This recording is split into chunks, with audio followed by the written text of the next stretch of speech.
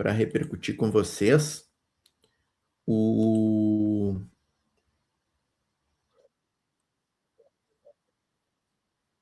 Deixa eu trazer o Jeffrey Sachs, que eu coloquei na capa aqui do programa, né? O Jeffrey Sachs dando uma entrevista ao Glenn Dizem. Uma entrevista do Jeffrey Sachs dizendo que o Irã quebrou o império e as alianças dos Estados Unidos, né? Acho que esse vídeo, mesmo depois mesmo pós-acordo, eu acho que ainda está atual, né? Esse vídeo aqui. Ocorreu após o último discurso de Trump, que também causou alguns abalos no sistema internacional. Eu gostaria de saber como você avalia isso.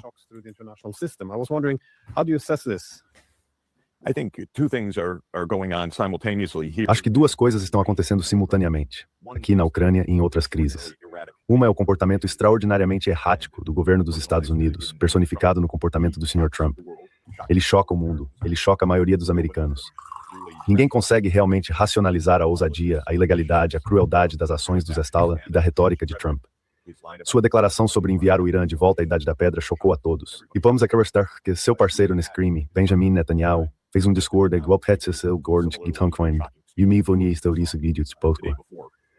the start of the Jewish Passover holiday, and in the Passover holiday, which is the story. E no feriado da Páscoa, que conta a história do êxodo dos israelitas do Egito, Deus envia 10 pragas sobre o povo egípcio. No discurso de Netanyahu, ele enviou 10 pragas sobre o povo iraniano. É novamente um discurso de brutalidade chocante e também de conspiração, uma geopolítica, eu diria, talvez do século IX. A mentalidade, a moldura bíblica, Netanyahu se colocando como Deus, tudo isso é tão marcante, tão incisivo, que qualquer pessoa que observe o que está acontecendo agora vê que temos uma guerra extraordinariamente violenta, que parece buscar suas justificativas em mentalidades do século IX ao VI, ou simplesmente em ideias psicopáticas de enviar outras nações de volta à Idade da Pedra.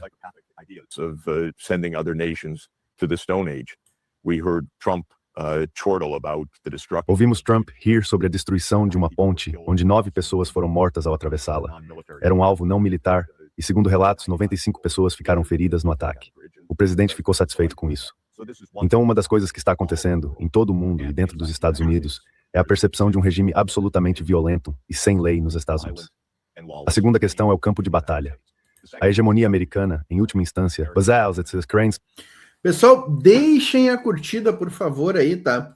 Curte, comenta, compartilha, comenta bastante no chat, digam de que cidade estão assistindo aqui no chat, isso aqui é importante. E quem puder se tornar membro do canal, R$ 1,99 por mês, apenas R$ 1,99, tá? Estamos lutando aí para chegar em 1.000 membros no nosso clube de membros. Quem for membro, tem vídeos especiais, vídeos exclusivos para membros aqui no canal, é só vocês procurarem aí. A gente está colocando vídeos com prioridade para membros, estamos tentando, muitos vídeos aí estão com prioridade para membros, o que é bem legal, né? Acho que quem é membro gosta desse tipo de mimo, né? Tem o Bunker da Voz Trabalhadora, que é o grupo de WhatsApp exclusivo para membros, os links estão aqui na descrição também dos nossos grupos de WhatsApp e Telegram gratuitos, tá? Aí não é para membro, tá? Muito bom ouvir o Jeffrey Sachs. Os Estados Unidos dominam o campo de batalha. That America dominates the battlefield. And all of the rhetoric of Trump and Netanyahu. Toda a retórica de Trump e Netanyahu tem sido desde o início desta operação, mas isso é verdade em toda a operação dos Estados Unidos, que o choque e o pavor vencerão o inimigo, e que a inevitabilidade da vitória americana é tão avassaladora que todos se curvarão aos Estados Unidos. E cada vez mais, essa ideia está se desfazendo. Pode-se dizer que ela já havia se desfeito décadas atrás, no Vietnã. Pode-se dizer que o mesmo fracasso foi demonstrado na América Central durante as guerras dos Contras.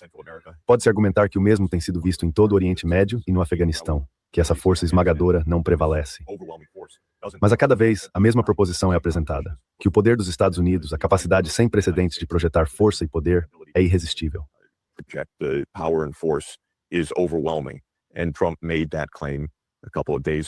Trump fez essa afirmação há alguns dias, e então, no dia seguinte, 2 caças americanos foram abatidos, e contra-ataques ocorreram novamente em Israel e na região do Golfo.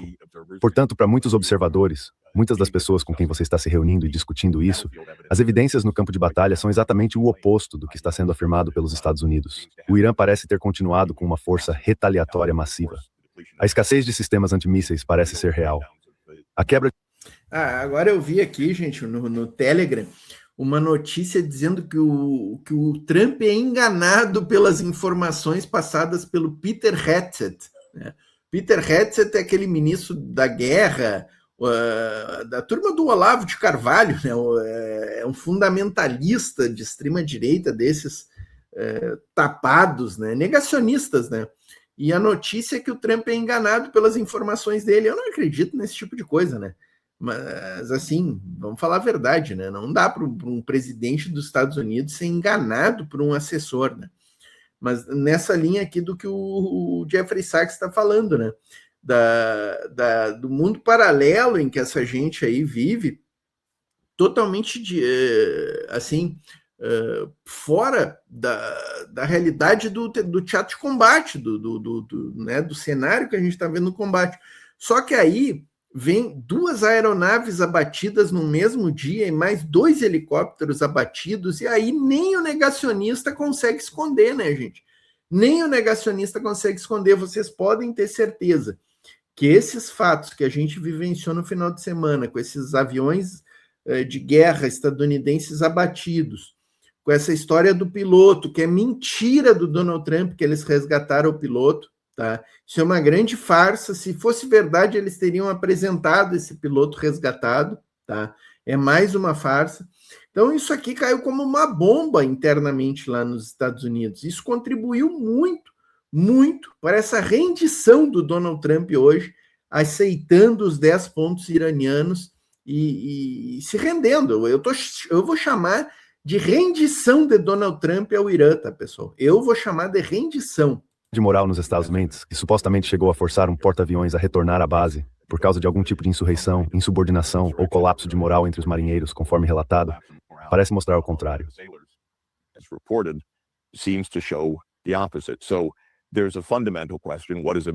Então há uma questão fundamental. Qual é o poder dos Estados Unidos? Em última instância, isso se resume à sua força militar e econômica.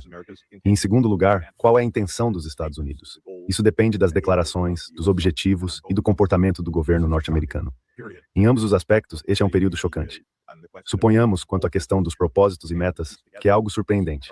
Por mais que tentemos, não conseguimos sequer entender exatamente por que estamos nesta guerra. Parece realmente uma guerra de capricho. Essa é a melhor descrição que ouvi. E quando se trata do poder americano, o debate está aberto, e os próximos dias dirão qual é a situação real. Mas, pelo menos por enquanto, a alegação americana e israelense de choque e pavor dominando o governo iraniano não é verdadeira.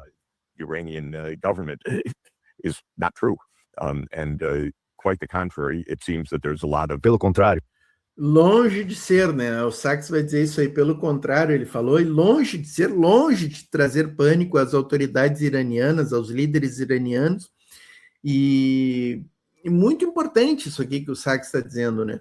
O poder bélico, o poder militar estadunidense e israelense também, por consequência, né? Israel é um apêndice dos Estados Unidos, né? É enorme, é muito grande. A gente não pode negar o poder bélico, né, do imperialismo das forças sionistas. Mas a grande questão é o que este poder bélico enorme pode fazer em determinadas circunstâncias. Este enorme poder bélico estadunidense, ele não vence guerras. Ele não venceu no Vietnã, ele não venceu no Afeganistão, ele não venceu no Iraque. Então, assim, definitivamente a história está mostrando que grandes exércitos não bastam para se ter vitórias estratégicas e vitórias históricas, né? Parece haver muita preocupação sobre a superfície de que a capacidade de se defender contra ataques de mísseis iranianos está enfraquecendo, e na região do Golfo é quase inexistente. É por isso que o mundo inteiro observa isso com espanto. Estamos vendo questões fundamentais se desenrolarem, e elas são extremamente perigosas. Elas podem escalar por uma guerra nuclear, sem dúvida. Do lado israelense, eu diria que o nível de violência e desumanização dos inimigos de a linguagem bíblica, a história do Antigo Testamento sobre os israelitas conquistando sua terra prometida, é tão implacável, tão violento, tão genocida, que a retórica e a mentalidade vindas de Israel sugerem não haver limites. Mindset coming from Israel suggests no limits. That seems to be not just tactical. That seems to be. Isso parece não ser Interessante isso aqui que ele colocou, né? Israel parece ser mais, as ações de Israel são mais assim violentas ainda, né? Com esses assassinatos de lideranças, bombardeios a escolas, a universidades. Hoje eu vi uma matéria.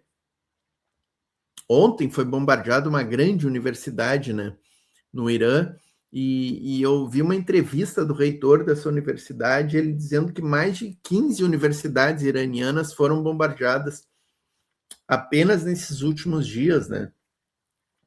Então, assim, é inegável, né? É inegável a crueldade bélica de Israel, né?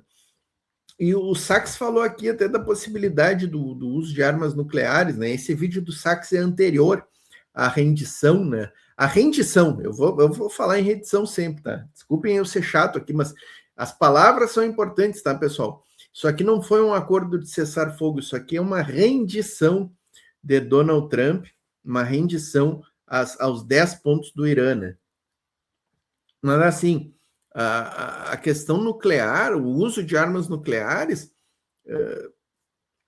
ficou muito próximo aí. E quando a gente tem líderes como Trump e Netanyahu, olha, dá para temer mesmo, né? Dá para temer o uso aí de armas nucleares com essas figuras tendo o botão das bombas, né? apenas tático, parece ser realmente ideológico.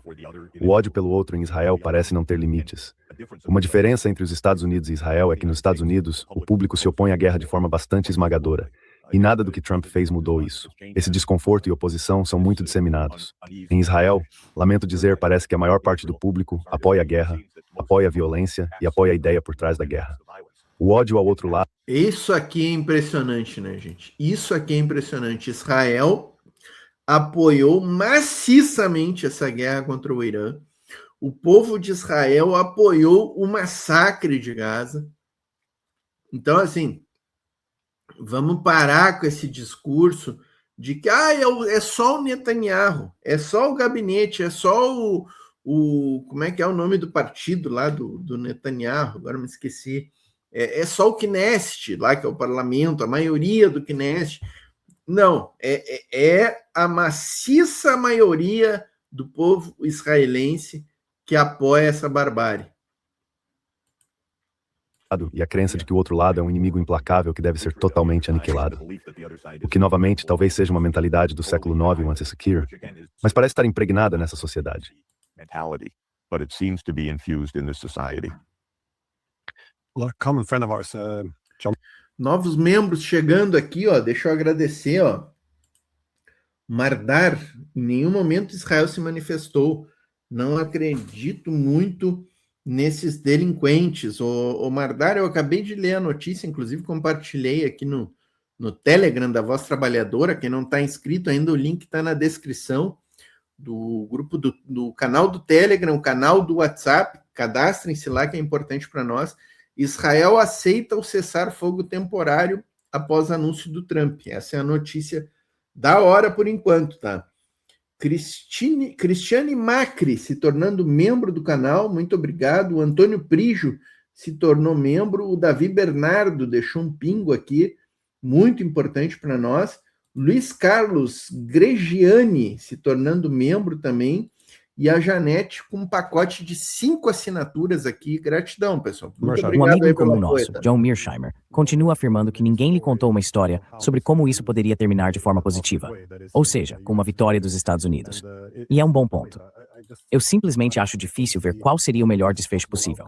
Toda a ideia parece ser que, se houver morte, destruição e carnificina suficientes, de alguma forma, os iranianos simplesmente capitulariam. A parte do problema menor é que os Estados Unidos essa capitulação, se tornasse existencial.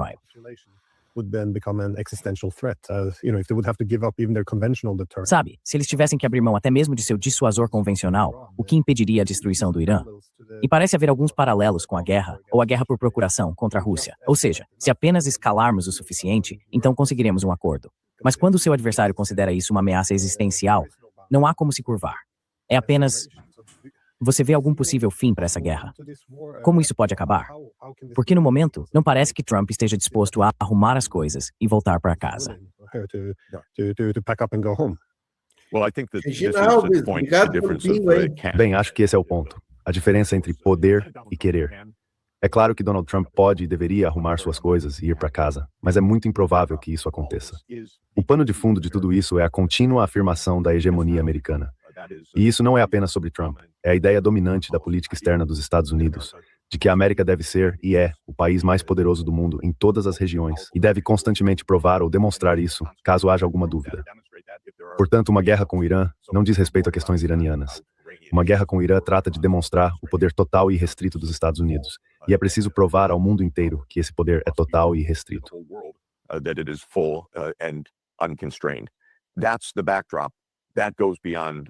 Esse é o pano de fundo. Vai além da questão de Trump.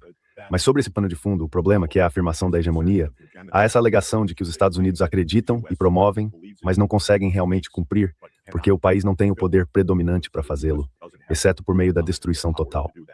Depois há a personalidade de Donald Trump. E personalidades fazem diferença em guerras. Líderes em tempos de guerra fazem diferença. Quanto mais entendemos a situação nos Estados Unidos, mais o fator da personalidade entra em jogo. Sabe, podemos apresentar razões estruturais para as exigências americanas de hegemonia.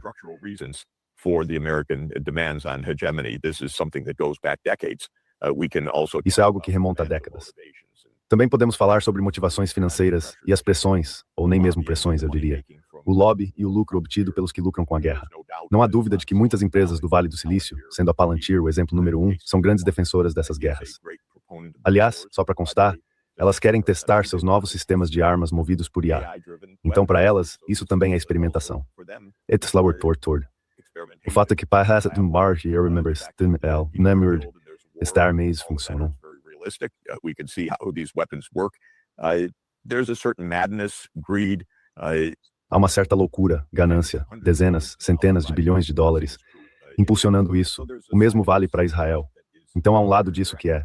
Mas eu estava dizendo que mesmo com todas essas características estruturais, as pretensões de hegemonia, o tamanho do complexo militar industrial, o enorme esquema de lucro e corrupção envolvidos nisso, as questões pessoais, a corrupção de Donald Trump e de sua família, que são os funcionários mais corruptos da história dos Estados Unidos, quero dizer, uma família e um presidente corruptos na história do país.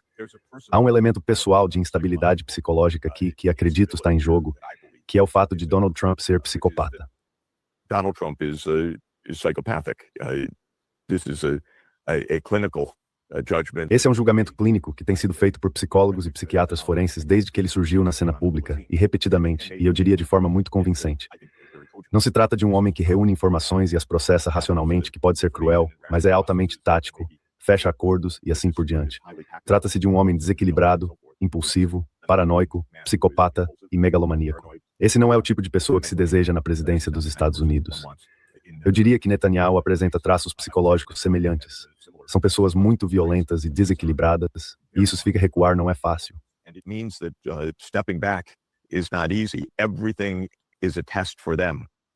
Tudo é um teste para eles do próprio mundo, assim como de forma mais ampla, um teste da mentalidade de hegemonia da classe política americana, que apesar de todas as evidências em contrário, ainda é acreditada em Washington. Portanto, temos um problema estrutural e individual muito grande para conseguir qualquer tipo de desescalada ou resolução. Tenho um e apenas um pensamento sobre isso, francamente. Talvez não seja muito convincente, mas é o que tenho mantido. Donald Trump ouve, na medida em que ouve alguém, aqueles que considera seus pares. E ele realmente considera o presidente Putin, o presidente Xi e o primeiro-ministro Modi como pares dos quais quer fazer parte e estar à altura. Esses são líderes de superpotências. These are leaders of superpowers.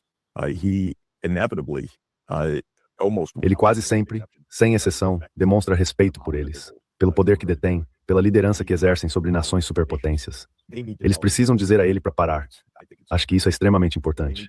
Eles precisam dizer, Donald, isso não vai a lugar nenhum, isso não está indo para um bom lugar, isso não está te ajudando, não está colocando os Estados Unidos numa posição melhor, não está ajudando nenhum país do mundo. É perigoso. Precisa parar. Não sei se isso seria sequer remotamente suficiente nessas circunstâncias, mas acho importante tentar. Isso não é bravata. Vamos entrar em guerra contra você. Muito pelo contrário. É uma tentativa de explicar por que isso precisa parar, porque se continuar no caminho que está, vai nos levar todos ao desastre.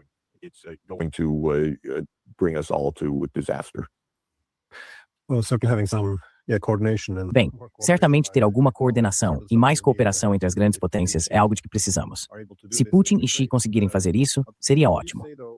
Mas o que você diria, então? Você já aconselhou muitos governos ao redor do mundo ao longo dos anos. O que diria aos aliados dos Estados Unidos?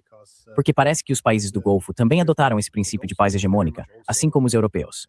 Quero dizer, se olharmos para a Venezuela, por exemplo, a principal preocupação deles era que Trump falava sobre petróleo em vez de direitos humanos. Mas as ações concretas foram contrárias a isso. E suponho também que se ele os tivesse incluído desde o início, eles teriam sido muito mais favoráveis ao ataque ao Irã.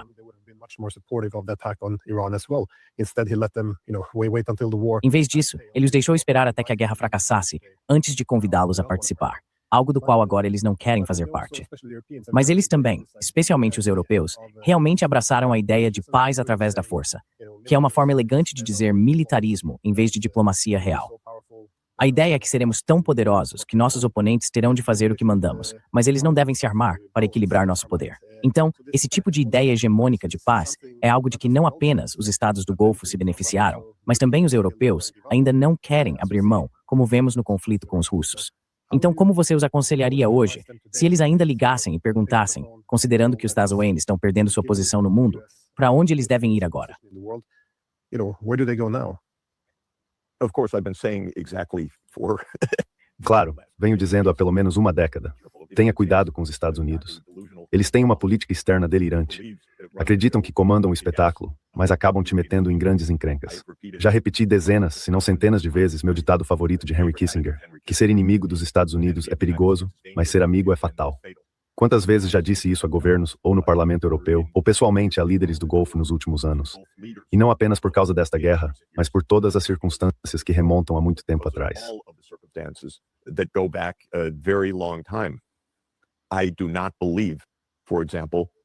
Eu não acredito, por exemplo, que os países ganhem qualquer tipo de segurança ao abrigar bases militares dos Estados Unidos. Tenho argumentado há anos e sugerido há anos que esses países deveriam convidar os Estados Unidos a voltarem para casa. Você não obtém segurança. Essas bases são um imã para conflitos. Mas mais do que isso, elas minam a própria soberania do país. Os países europeus permanecem, 80 anos após o fim da Segunda Guerra Mundial, semi-ocupados pelos Estados Unidos. E os Estados Unidos interferem profundamente na política europeia, em um grau realmente chocante. Portanto, minha recomendação tem sido, repetidamente, que essa ideia de buscar segurança nos Estados Unidos é simplesmente equivocada. In the United States is wrong. The United States has its own. Os Estados Unidos têm suas próprias ideias bastante bizarras sobre o mundo, a saber, o controle hegemônico. Se você adere a isso, está aderindo a uma irrealidade. Além disso, se você abriga o exército e a CIA dos Estados Unidos em seu território, está basicamente abrindo mão de sua soberania. Você não pode falar livremente. Descobrirá que se estiver na política e se opuser aos Estados Unidos, será eliminado da política dentro do seu próprio país. Assim, surgem gerações de políticos que nem sequer conseguem encontrar palavras para expressar oposição, até mesmo às ideias americanas mais absurdas. E há tantas ideias americanas absurdas, porque a própria dominação hegemônica é uma irrealidade. Hegemonic dominance is an unreality, and if everything is built on the foundation. E se tudo é construído sobre a base de uma irrealidade, há muita loucura que vem junto com isso. Então, Glenn, eu estive na região do Golfo no ano passado, conversando com líderes que expressavam exatamente esse sentimento. Isso foi antes da guerra. Não é uma ideia posterior de que essas bases não vão protegê-los. Eu concordo. Eu disse a amigos nos Emirados, por que vocês estão se juntando a essa coalizão com Israel e os Estados Unidos? Vocês acham que isso é realmente prudente? Que isso é correto? Que isso é preciso? Junto com Israel, que cometeu um genocídio diante dos olhos do mundo em Gaza? Vocês fazem parte dos chamados Acordos de Abraão. Isso não faz sentido para vocês. Isso não é segurança. This makes no sense for you. This is no security. This is no realism. Isso não é realismo. Seja qual for a sua posição favorita em política externa, eu acho que o realismo, se for feito da maneira certa, significa ter uma visão realista da situação. E a ideia de que os Estados Unidos vão te proteger não é exatamente realista. Sabe o que eu ouvi? Ah, mas Sr. Sachs, estamos recebendo chips da NVIDIA. Estamos recebendo centros de dados. Isso é fundamental para nós. Na verdade, essa foi a moeda da política externa, eu diria, nos últimos anos. Ligamos ou desligamos os centros de dados no seu país, os chips de ponta. Bem, agora tudo isso está sendo destruído dia após dia pelo Irã. Um centro de dados não tem sistemas de defesa antimísseis ao seu redor. Defense systems around it. So governments need to take a Então os governos precisam adotar uma visão muito mais realista. Vivemos em um mundo multipolar, essa é a base. A liderança política dos Estados Unidos, e com isso quero dizer a Casa Branca, o Conselho de Segurança Nacional, a CIA, os comitês de serviços armados, os contratantes militares, não aceita isso. Eles não entendem. Eles não acreditam. Pensam que, bem, com IA e chips da NVIDIA em nossos sistemas de armas, em nossos sistemas de identificação de alvos baseados na Palantir, em nossos sistemas de extermínio potencializados por IA, isso ainda é domínio. Eles querem demonstrar isso em Gaza. Podemos matar todo mundo, podemos arrasar Gaza. Aliás, depois de um genocídio, o Hamas ainda está lá e ainda está operando.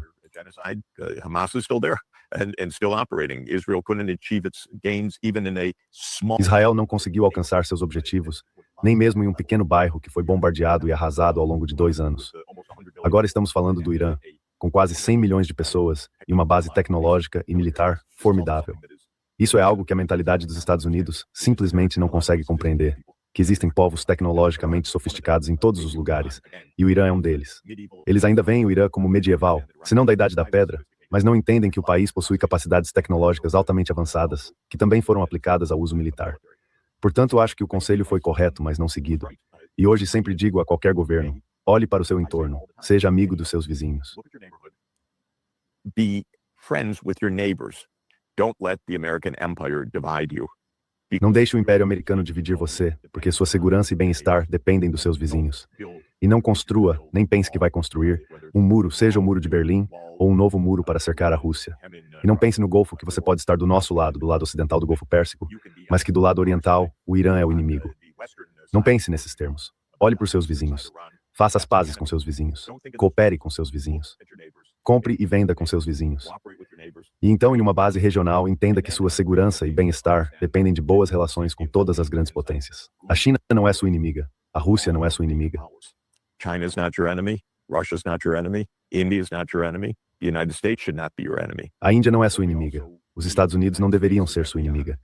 Mas também precisamos que os Estados Unidos superem a mentalidade que demonstram agora. Ou você está conosco, ou está contra nós. Essa é a mentalidade americana, herdada dos atenienses na Guerra do Peloponeso, quando disseram aos melianos, se vocês não estão conosco, nós os matamos.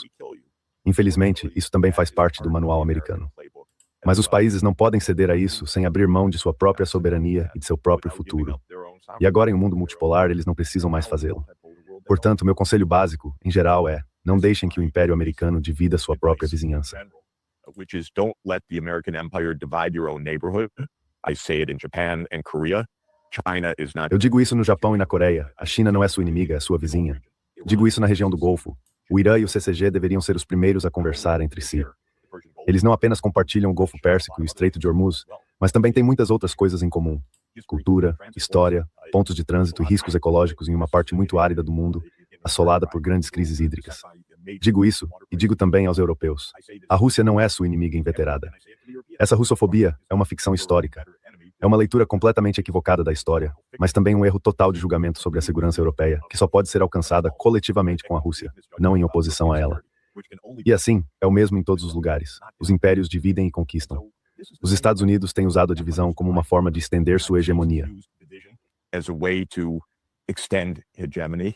It's always saying the one on the other side is the enemy. It's always. Está sempre dizendo que o outro lado é o inimigo. Está sempre tentando se estender até o outro lado. A posição dos Estados Unidos ideologicamente no Oriente Médio é: já controlamos o Golfo, agora só precisamos trazer o Irã de volta para o nosso círculo, o que conseguimos fazer em 1953, mas perdemos com a Revolução de 1979. Precisamos trazê-los de volta para o Império Americano. Então, mais uma vez, cada região enfrenta uma divisão que os Estados alimentam. Os Estados dizem à ASEAN, a China é o seu inimigo. Dizem ao Japão e à Coreia, a China é o seu inimigo. Estão fomentando essas divisões. E é claro, também fomentaram a divisão com a Rússia. Porque o objetivo, no fim da Guerra Fria, e eu estava lá pessoalmente, observando nos mais altos níveis, era que a paz havia chegado a um lar europeu comum. Mas os Estados não aceitaram isso.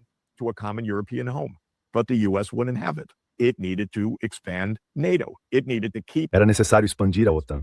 Era necessário manter uma aliança contra um país que já não existia, por uma ameaça que absolutamente não existia. Mas por motivos hegemônicos americanos, era necessário expandir a OTAN.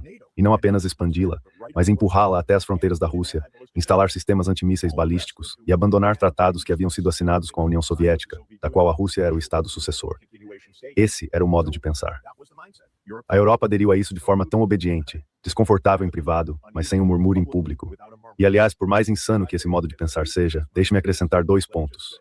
A Europa tem seu próprio modo de pensar hegemônico, que persiste mesmo 80 anos após o fim dos impérios europeus.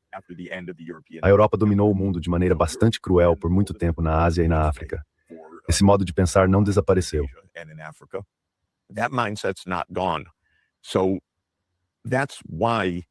É por isso que a submissão ao pensamento imperial dos Estados Unidos não é tão difícil, porque também é vista em grande medida como uma forma de manter o Ocidente dominante. Assim, os europeus, sim, estão subordinados aos Estados Unidos, mas de certo modo isso continua sendo uma projeção da dominação ocidental no mundo.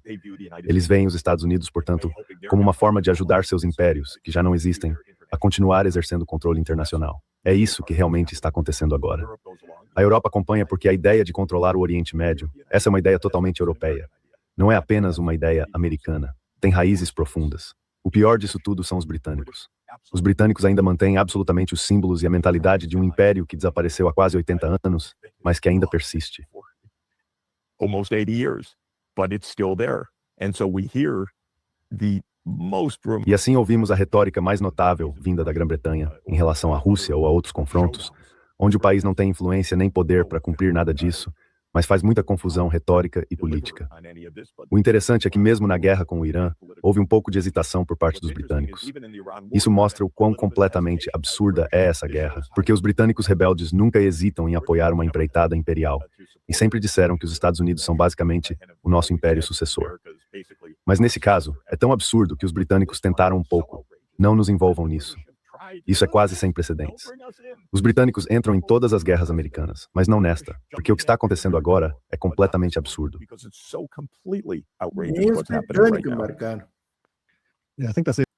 Muito bom ouvir Jeffrey Sachs, né, pessoal? É uma aula sempre, né? Nem os britânicos embarcaram nesta aventura de Donald Trump, e o Donald Trump se rendeu hoje, tá, pessoal? Se rendeu, entregou os butchá para o Irã.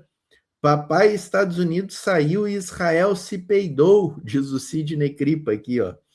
Maria Silva, o pessoal comemorando aqui, ó. Comunista BR, Trump é regão, igual ao Flávio Vonca, borrador de calças, desmaiam em debate, né? Essa gente é assim, né? O Luiz aqui, ó, parabéns pela live, top esclarecimentos. O Edivaldo Souza dando uma boa noite aqui, ó.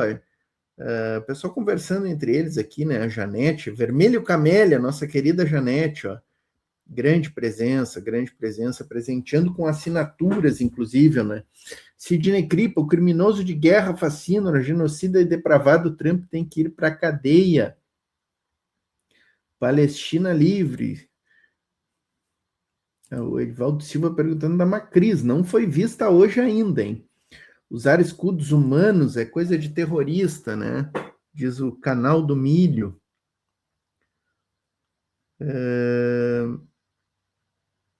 Quem mais? Eu tenho algumas notícias aqui, ó. Quentuchas chegando aqui, ó. Generais estadunidenses denunciando o Laranjão como louco. E tem muita gente lucrando com toda essa loucura, né? O Vermelho Camélia, Janete. As notícias que eu tenho, ó, a primeira é justamente desse ponto, né? Muita gente lucrando, né? Preços do petróleo despencam após o anúncio do cessar-fogo. Eu estou chamando de rendição, né? Dos Estados Unidos ao Irã. Despencou o preço do petróleo. Quem é que está lucrando aí? Quem é que comprou petróleo lá na Bolsa de Valores, no futuro, né? Comprou na alta, vai vender, né? Compraram, venderam, compraram na alta, vão vender agora na baixa ou vice-versa. Me desculpe se eu estou errado, eu estou até meio... Já estamos aqui com 10h30 da noite, né? Mas, enfim, é o sobe e baixo das bolsas, dos mercados, muita gente ganha dinheiro com isso, pessoal. A gente não pode ser ingênuo. O Trump ganhou... O Trump, os apoiadores dele ganharam bilhões e bilhões com essa guerra, né? Então é claro que a gente fica aqui, chama o Trump de arregão, laranjão, arregão e tal, mas é claro que ele ganhou muito dinheiro, ele deve estar rindo lá, entendeu?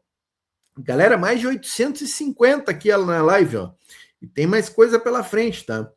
Vamos deixar a curtida aí, deixem a curtida, digam de que cidade estão falando, inscrevam-se nos grupos de WhatsApp e Telegram da Voz Trabalhadora, tá, pessoal? Os links estão aqui na descrição do vídeo.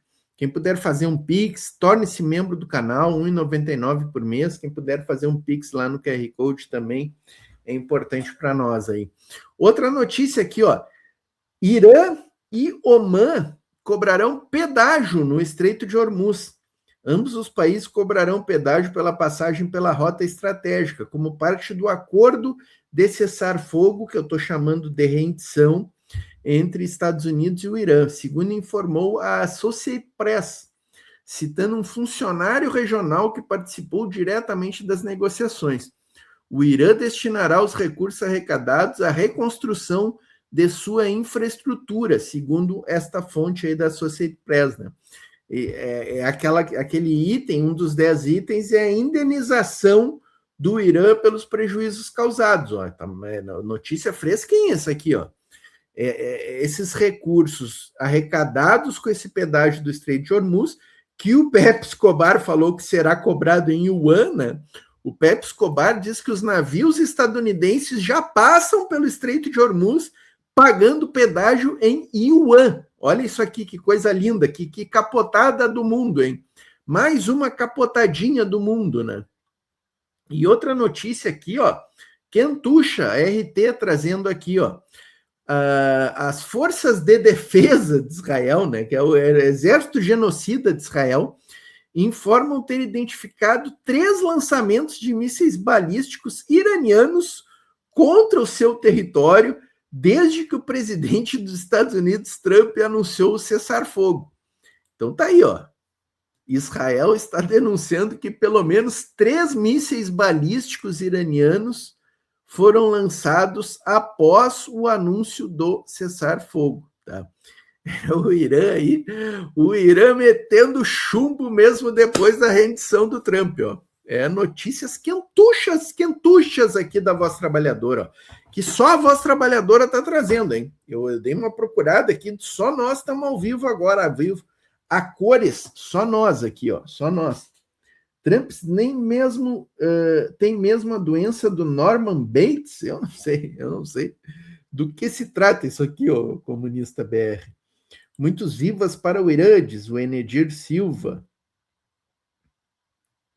Muitos comentários aqui, tá difícil de acompanhar o chat hoje, pessoal. O Irã mandou um lembrete, se liga, senão eu volto, diz o Sidney Kripa. Olha aí, ó. Pensaram que o Irã era a Venezuela, deu para trás. Agora quem dá as cartas é o Irã. O acordo de trégua tem 10 pontos que o Irã colocou, os Estados Unidos terão que cumprir. Irã colocando o cão bravo na jaula, né? Morador de rua, 1414 aqui, ó. Irã deve deixar todos seus exércitos em prontidão. Trump não é de confiança, diz o Cremilda Oliveira Santos. Nem o Trump, nem o Israel, né? André Fonseca, o Irã venceu hoje, é verdade. Só que o Laranjão iniciou o bombardeio justamente durante as negociações, que vão iniciar novamente. Excelente registro, tá, André? Excelente registro. Então, é nessa linha que a Cremilda Oliveira está certíssima. Tem que deixar os exércitos prontidão, tem que, nesse período aí, tem que fabricar mais mísseis, né? É isso, né? Tem que se preparar. Naquele ponto do globo terrestre ali, a guerra nunca acaba, tá, gente? A guerra nunca acaba. Enquanto Israel existir, haverá guerra no Médio Oriente, né? Isso aí é fato incontornável, né? Irã dando uma machucadinha de leve em Israel, diz o Edivaldo Souza. Ó. Sataniar vai colocar o Trump na parede com novos arquivos Epstein, diz o Thiago Oliveira Fernandes. Isso aí, ó. É isso aí. Ana Rosalina Pinto, deixando um super chat aqui para nós, super sticker. Obrigado, querida, obrigado, muito obrigado aí. Pessoal, inscrevam-se aí nos nossos grupos de Telegram e WhatsApp, tá? Os links estão passando aqui, estão na descrição aqui desse vídeo, é importante ter a presença de vocês lá, tá? O Calígula Laranja não está maluco, ele está ganhando dinheiro à custa das vidas de inocentes, ó. Célia Fernandes. É o que eu digo, ganhando muito dinheiro, né? Muito dinheiro.